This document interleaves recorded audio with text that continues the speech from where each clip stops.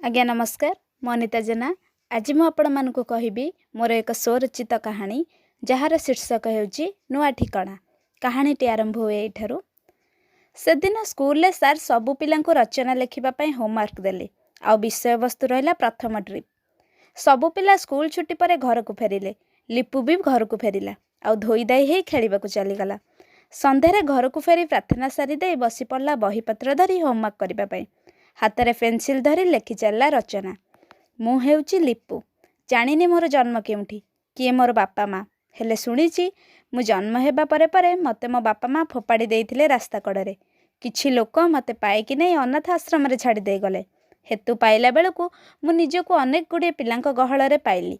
सेई आश्रम रे ही शुणिबाको पाइली मोर अतीतर कथा।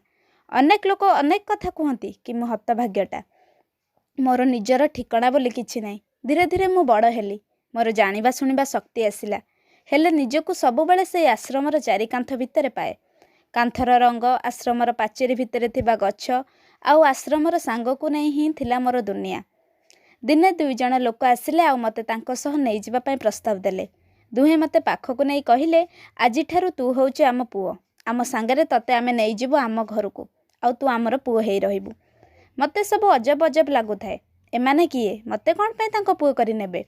आश्रमर सार आसी कहिले तांकर कोनोसी पिला नथिबारु से मते आजि ठारु निजर पुओ करी सबुदिन पई तांको सह नै जिबे तांको घरकु।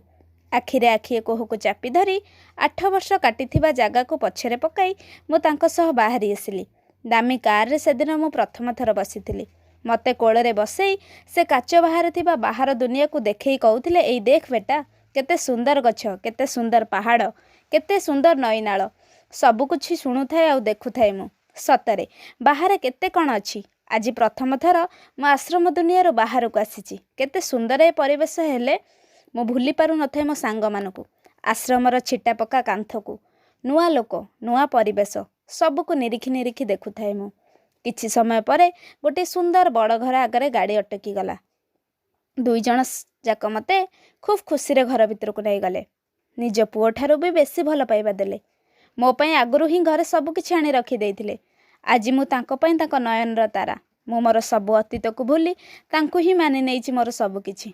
मोर बापा माँ से दिनर से प्रथम ट्रिप आश्रम ठारू गोटे अजणा घर भितर को खूब नियारा थिला मो पई। सेई ट्रिप परटारू ही संपूर्ण बदली गला मोर जीवन। गोटे अनाथरू आसी पहुँची गले मु एक विशाल अट्टालिकारे। भगवान को भली बापा माँ पाइली आउ तांको ठारू असरंती भल पाइबा। हेले आज भी व्यस्त करे मते मो भली आहुरी अनेक पिला थिले से आश्रम रे, जहार ए दुनिया रे आउ केही भी नाहांती। आशा करे मो भली सेमानक जीवन रे भी ए नियारा ट्रिप आसु आउ तांको जीवन को बदलाई देउ। मु जेमिति मोर प्रथम ट्रिप रे दुई ईश्वर को पाइची, सेमिति अनाथ आश्रम रे थिबा सबु पिला निजे निजर ईश्वर को पाई जांतु।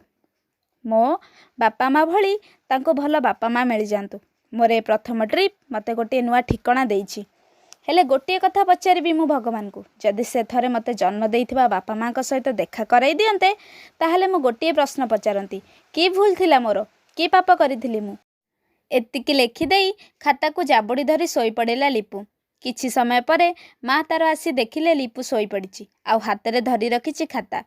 खाता को लिपु हाथरू आनी बैग रे रखिबा बेले नजर पड़िला तांकर लिपु लेखिथिबा रचना उपरे। लिपुर रचना पढ़ी सारी दुई बुंदा लुह झरीगला तांको आखिरु। ये थिला आजिर कहानी नुआ ठिकणा। कहानीटी केमती लागिला मतामत निश्चय देबे।